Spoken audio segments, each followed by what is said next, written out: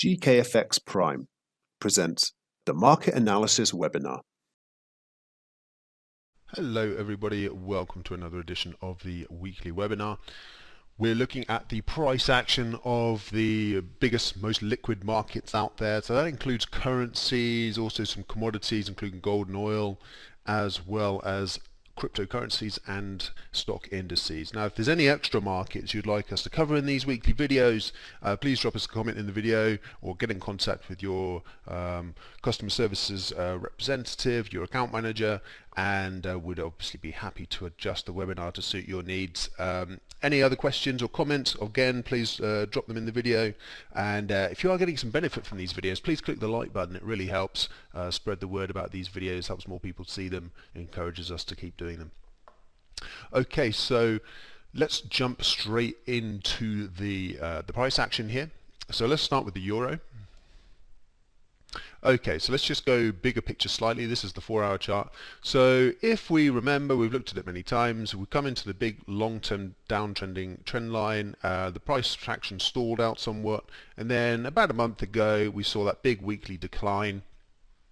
So what happened there is that we topped out around just short of 120, and we pulled back to below 118, rebounded to 119, weren't able to find support at 117, and finally at just above 116 we were indeed able to establish more of a base in the euro here. So having topped out near 120, we pulled back 400 pips in the end, and since then we've been pushing higher for the most part. This is a recovery from that decline, and that's when we should shift to a 4-hour time frame, and we can see here's the recovery here. We broke above this short-term declining trend line, and that was symbolic of the kind of higher highs and higher lows that we were making. Since reaching 118, we had a bit of a sharp drop back here. We did manage to push higher, but we weren't able to make much more progress beyond 118. And now what's happened is we've pulled basically back to 117, which actually corresponds quite neatly with this low to high, a 61.8% fib retracement. As you can see today, from Friday and now following through onto Monday, we've had some decent gains, and basically breaking this pattern of lower highs and lower lows. It looks like we've established a base here now at this confluence of support of 117, 116. So multiple phases to this trend, but the way I generally characterize it is starting with this big uptrend. We had a pullback within the uptrend. We re-emerged out of that pullback with a short-term bullish trend, and now then we pulled back from that short-term bullish trend, and you can see we've actually tested the underside of this broken declining trend line around this same confluence of support. And so we're trying to find a base, and we're trying to push up to the top side and basically end this small correction and continue up towards 119, and then perhaps on to 120. But you can see how the kind of round numbers are kind of dictating the pace here, and it looks to me like we're on course for a retest of 118, and if this bullish trend is what it is, then that should mean a subsequent move up to 119. Naturally, a fairly similar situation on sterling. Let's again remind ourselves of the daily chart situation. So we got as high as 135 or just shy of, then we had a very steep correction, really like a merciless correction. We tried to rebound off 129 for one day, then we had a steep 200 pip decline, and finally at 128 we had a fairly decent pop higher up to 130, but the big round number capped us. We dropped down again to 127, and finally in amongst the kind of the previous peaks down here, we kind of broke out big time here, right? We had a big surge higher, and naturally over time we had a pullback back into that area. It was a steep pullback, mind you, but in the context of this big move higher, it's still a pullback within a kind of generally bullish trend, in my view. So since bottoming out at 127, we've basically been pushing higher. You can see higher highs and higher lows, better seen on a 4-hour chart, in this kind of wide fanning kind of choppy trend. it has been choppy, but I would say we have still been generally trending higher. We've basically held on to this rising trend line through the rows. You can see there's been a couple of attempted false breaks, but actually the closes have always held above. And more recently, we've just been holding on to 129 basically. And all the while, as this trend has been up, we've not head into oversold territory. So that was obviously oversold when we based out here at 127. Got into oversold in the 30 level on the RSI and the 4-hour chart. And since we've been uptrending, we've not tested those oversold levels. So that's obviously characteristic of an uptrend. Were we to seriously roll over again from 130, which obviously we're testing right now, and enter into an oversold level at 30, you'd have to start questioning the overall bullish idea about what's happening. But at the moment, it looks similar to the euro in that we've had our big correction and we're trying to bust out of it. But we just about took out the high, which was a good thing, but we pulled back since. And then we're trying to come out the other side of that that kind of choppy pullback. I don't know if we will make any clear moves to the top side. It's hard to see what a kind of clear trigger would be, probably until we get to the other side of the US election. But hey, that's only a couple of weeks away now, so don't even have to wait too long for that. But you can see there's been some volatile price action. So we're not getting as clear-cut daily trends, although I'd argue this is a trend, but it's choppy. And so for trading, obviously great, because we're getting lots of ups and down moves here. You don't want it just trudging up higher by 30 pips every day. It's very hard to take any daily profits out of something like that. So here it's been directional, but there's been some ups and downs. So that's actually what you want in trading. So as I say, we're testing the big 130 level here. The last couple of times we've got above it, weren't able to make any real progress to the top side. That could easily be the case again. Maybe we get as high as 131, having established this base at 129 more recently. But again, I don't see any major trending moves given the kind of general uncertainty out there. More like choppy goods up and down trading action. Okay, starting out on our daily chart for the dollar yen, and you can see that we've basically been downtrending, but we double bottomed. So as I said last week, my hunch is that we've double bottomed at 104, and that we are going to break above this declining trend line.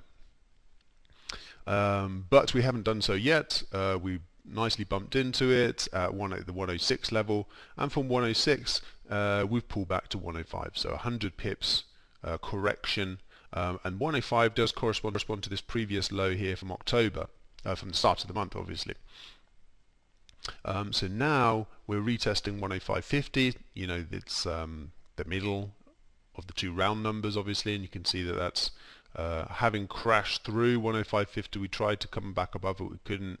Got down to just above 105. We corrected. The fact that the buying came in at 105 is a good bullish sign. We didn't take out this low, and subsequently we've just been stalling out at 105.50. But it does seem to me, again, that these kind of risk assets in general, we've had this recent correction, and we're about to kind of push out to the top side and resume this kind of bullish action that started in late September. Okay, let's move over to the Aussie, and again, all very familiar situation, right? Each of them have their own different characteristics, so you can kind of pick out the ones that you find have the best price action setups. But you can see it's all a similar trade. It's a risk assets are on a big bullish run since March, but we had a big pullback in risk assets in riskier assets in September. And now then they found a base, they rallied, and last week was obviously a bit more of a negative one. Stock markets turned lower, the dollar turned higher, etc.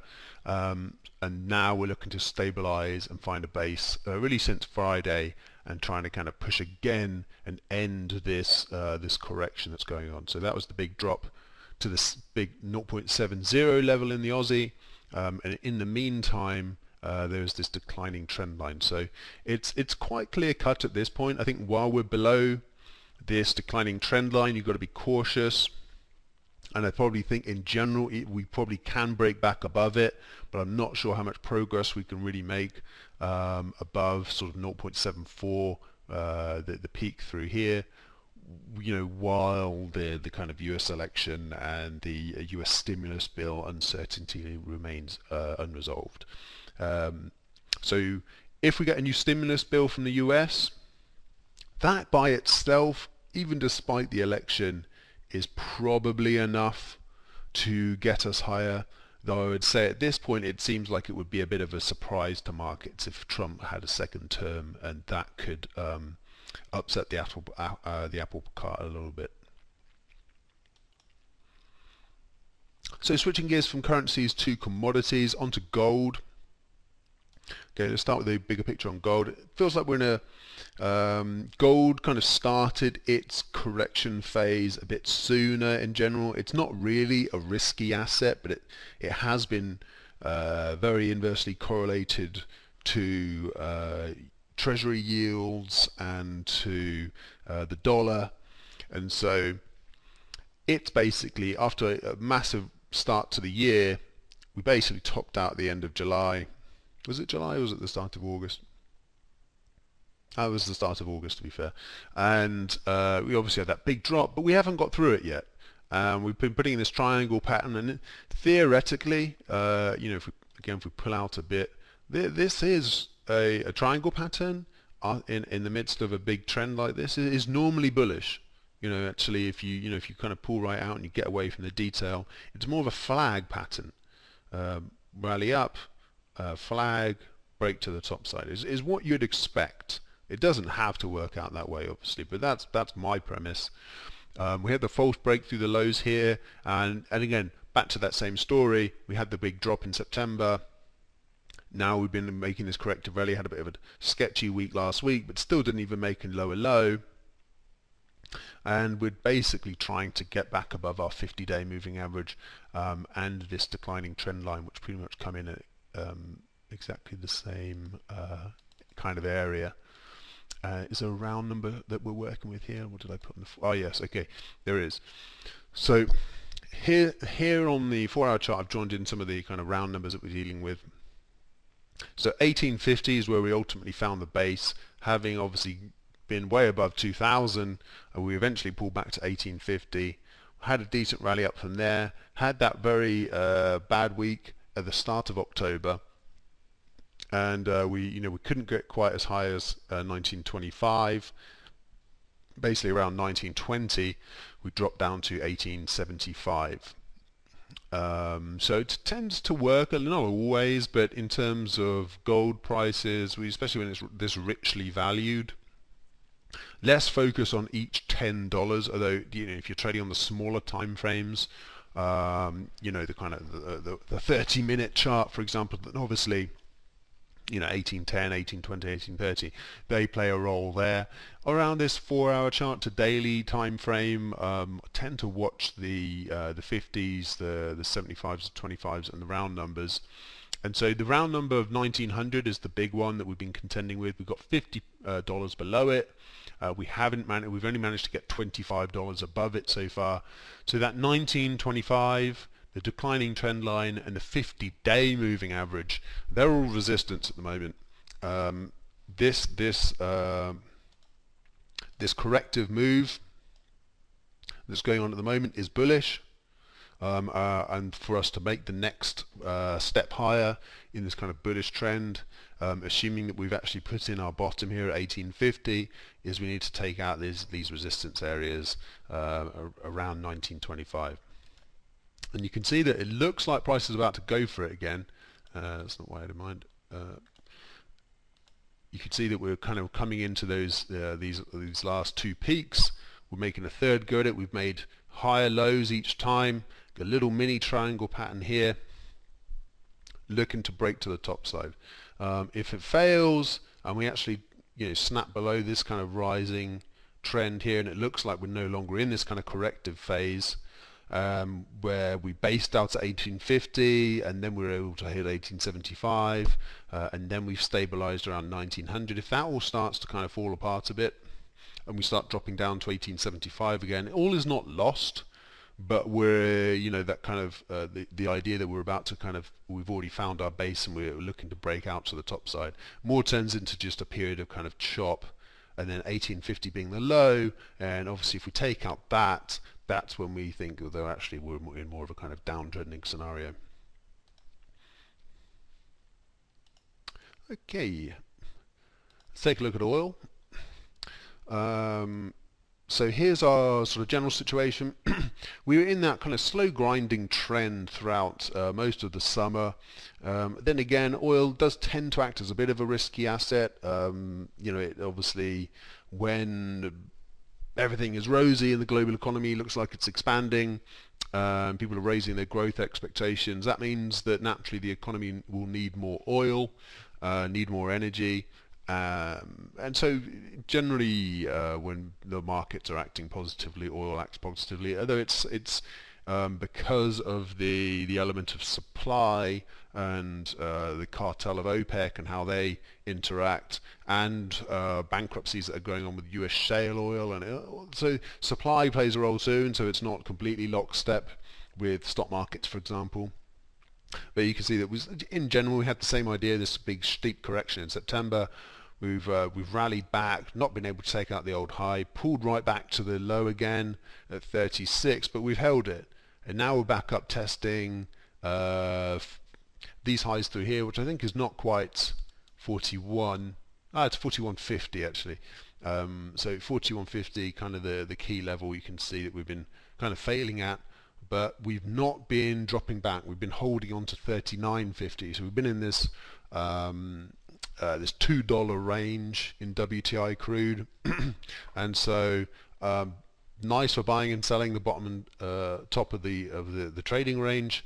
But to me, it looks like it's probably going to give way fairly soon. We've had a few tests, 3 tests of 39.50. We're approaching our. We basically just had our 3rd test of 41.50. So one or two of the others got to give way. Like with the other asset classes, it feels to me like we've put in a base at 36 and we're looking to break out to new highs. A substantial move back below 40, you have to start kind of reassessing that idea. But based off the fact that we held on to 36 quite neatly there and we've been pushing up, and it looks like we're trying to break out through 41.50, as I said. Right, let's have a quick look at Bitcoin. So again, a bit like gold, Bitcoin was early to the sell-off. It was really late August, September, where Bitcoin couldn't really make any got the breakout through 10,000 finally, but stalled out with a head and shoulders pattern at 12,000, and we had that steep drop from 12k right down to 9,900, but basically 10,000 was the level people were watching. Since then, you can see momentum's broken out to the top side. We mentioned that last week. We kind of pulled out of this kind of triangle pattern through here, with this being the upper trend line, and we're just stabilizing above the 11,000 level. So 10,000 was the low, 12,000 was the top where we couldn't break through. You can see we're just stabilizing above, and on this 4-hour chart you'll note that we gapped above, and I mentioned this gap last week because obviously the level was significant. Market makers pushed the price through the level, and we've just been stalling around there since. So at the moment, support for another push up to 12,000 and perhaps beyond is basically this gap, and if it's not the gap, then it's the 11,000 level. I think below 11,000 is definitely a stretch, because really you want the price to kind of ideally what could happen here is that the gap gets closed, and we hold on above 11,000, we can really get some momentum to the top side. Maybe there's a dip through 11,000, a false break lower, people can buy into it. When there's some selling going on, people kind of give up the weak hands, as they say. If they start giving up below 11,000, some big players use that selling to buy in and drive the price higher. So that could happen, and that'd be something to look out for. Because at the moment we're basically at 11,500, which, yes, okay, it's pushed up to 11,600 or so, but I think the level, they were just basically false breaks of 11,500. So we're right at 11,500 again. So my point being, it's not really the most opportune time to buy. Really want you want another dip back into this gap, but we've already had, you know, quite a few of them, 4 of them. Might get lucky with a final washout 5th. Otherwise, you probably just need at this stage to wait for the push higher and for the pullback. Last but not least, the SP500. So obviously just a massive bullish trend this year since the lows in March, and we had the big September correction, which finally, you know, we tried to base out at 3,300. We got a little rally there, couldn't. Finally, we did it just above 3,200. We broke back above the old support of 3,300, held it. Now we broke up through these old highs. We broke higher. We stalled at 3,500, as I would see it. You know, obviously the price got beyond it. We got as far as 3,550, I suppose. 3,550. Couldn't get beyond 3,550 and finally dropped back below 3,500 and pretty much stabilized at 3,450. You know, you see how these round numbers are playing in, and this was the actual, strictly speaking, this was the old resistance, which should act as support. So, you know, we could get one final drop down to 3,425, but it looks like buyers already came in ahead of the resistance and made, as I said, 3,450 basically the support level. And then it's a matter of, well, if you think the action is bullish, like we had a big rally to the top side, we broke out, we corrected, we stalled at 3,500, that vicinity, corrected back, and now we just need our confirmation that indeed this is the low at 3,450, that the correction is over after the breakout, and actually this the trend higher is going to continue. And one thing that I put on the chart, which I like to use, is these you know, declining trend lines within an uptrend as a breakout. So you can see that if we do get a close above 3,500 here, it will also be a close above this declining trend line, which here I've drawn through the closes. You know, if you're being a bit more conservative, you can obviously draw it through the highs. That's another way to do it. So in that case, you'd need a slightly higher close for your confirmation, and you'd be so high up that maybe you'd even need a move above this peak here. But to me, 3,500, that's really what everyone's watching.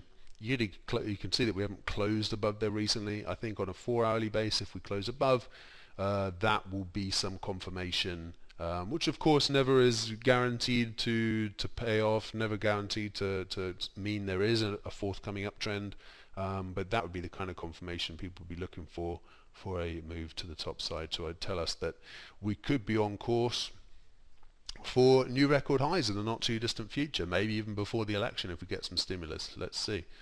But you can see it looks like correction's over, rallied up, almost hit the old highs, corrected around the 3,500 level, and we've got this little downsloping trend line, little kind of flag pattern that could be about to break out to the top side.